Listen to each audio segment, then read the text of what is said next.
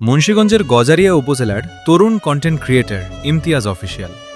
সামাজিক যোগাযোগ মাধ্যমে তার লক্ষ্য ছিল শুধু একটি, মানুষের উপকারে আসা।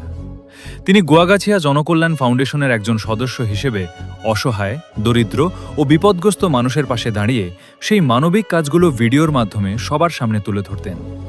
তার ভিডিও দেখে অনেকেই অনুপ্রাণিত হতেন, কেউ সাহায্যের হাত বাড়িয়ে দিতেন, কেউ আবার মানবিক কাজে অংশ নিতে উৎসাহ পেতেন। কিন্তু সবাই যে খুশি হতো তা নয়। কিছু মানুষ ছিল যারা গুয়াগাছিয়া ইউনিয়নের ভালো দেখতে চাইত না। তারা প্রায় প্রতিটি ভিডিওর নিচে কটু কথা লিখত, অযথা সমালোচনা করত এবং নিরুৎসাহিত করার চেষ্টা করত। অনেকেই বলতো দালালি করে কোনো লাভ নেই। কিন্তু ইমতিয়াজ জানতেন মানুষের মুখ বন্ধ করা যায় না, কাজই আসল পরিচয়। তাই তিনি কোনো নেতিবাচক মন্তব্যের জবাব না দিয়ে আরও বেশি করে অসহায় মানুষের পাশে দাঁড়াতে থাকলেন। তার বিশ্বাস ছিল ভালো কাজের উত্তর তর্ক দিয়ে নয়, কাজ দিয়েই দিতে হয়। দিনের পর দিন তার মানবিক কাজের পরিধি বাড়তে লাগল। অনেক মানুষ তার ভিডিও দেখে সাহায্যের জন্য এগিয়ে এলেন। যারা একসময় সমালোচনা করত তাদের মধ্যেও কেউ কেউ পরে বুঝতে পারল মানুষের জন্য করা কাজই সবচেয়ে বড় পরিচয়।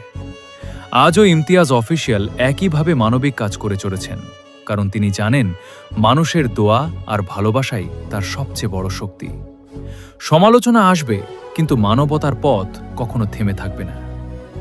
শিক্ষা: মানুষের ভালো করতে গেলে বাধা আসবেই, কিন্তু যারা মানবতার জন্য কাজ করে তারা সমালোচনায় নয়, নিজের কাজেই ইতিহাস করে।